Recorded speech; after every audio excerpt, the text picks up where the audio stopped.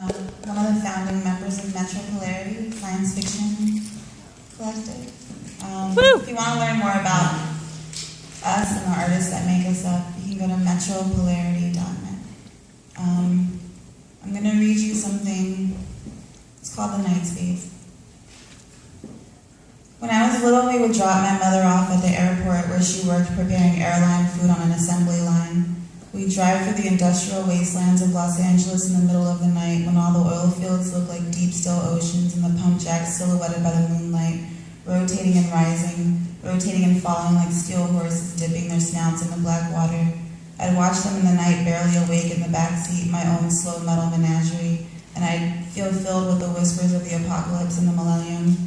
And this horseman was industry. I was conditioned for the late night show of the graveyard shift, the hypnosis of the highway and the planes and the oil and the pump jacks. As I grew, I couldn't shake my attraction to the night. I needed a spectacle to fall asleep, and as a general rule, I stayed awake until 3 a.m. looking for one. By the time I was in middle school, my mother had long been fired from the airline for erratic behavior and lived across the country in another deindustrialized neighborhood with an aunt who was bitter about it. In her place was a screen.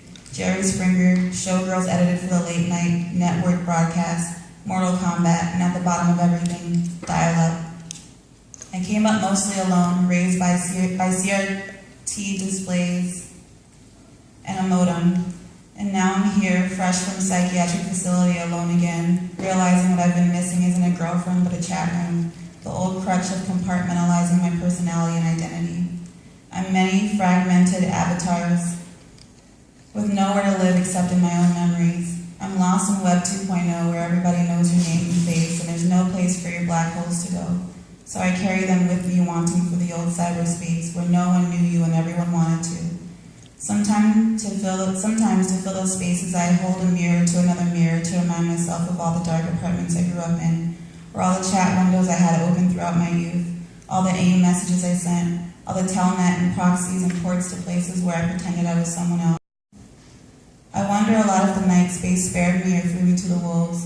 It wasn't a safe place. I showed my genitals to strangers who knew my age and my location. I thought of running off to different states with different boys who promised to love the characters I conjured out of loneliness and my own mental splintering. But was I spared? Barely protected by a modem, I've seen the inside of a man's partially prolapsed rectum. I've seen people eat shit happily and erotically. I've seen CGI dragons fuck train cars ejaculating the remains of its occupants across New York City. I've seen a man hang himself on webcam, children posed and shown off by their traffickers, the mangled bodies of sex workers at crime scenes, a man being fucked and killed by a horse, strangers showing me how they got off. I showed strangers how I got off. But it caught me at the time when I was feeling risky and horny and lonely, and who knows what would have happened if I didn't have the night space to go to when I felt caught up in danger and burgeoning adolescence. The glow of the monitor would hypnotize me some nights. It would put me into some type of fevered trance where I'd strip down to my Walmart underwear and click through taboo erotic incest stories, wetting up the kitchen chair I was squatting in, using my stepmother's electric toothbrush as a vibrator, chatting with sad men on Oregon Live, a Portland-based chat room, telling them I was 16 or 19 or 24 or whatever they needed to hear. The sadder they were, the easier it was for them to believe an 11-year-old was a horny college co-ed. Barely legal was how I felt at the time, like this was almost a sin, all this digital sex. At some point I'd have to draw the line, I tell myself, limiting the amount of porn I downloaded off Napster. But I never really did, not until later when I began to live in real life. This was the beginning of the coquette, the easiest little girl around the way and online, down for whatever cyber shit, and somehow that had to bleed into the rest of my life. And here I am in another lonely room for the first time since I was a girl, without another body to distract me from my own shallow breaths.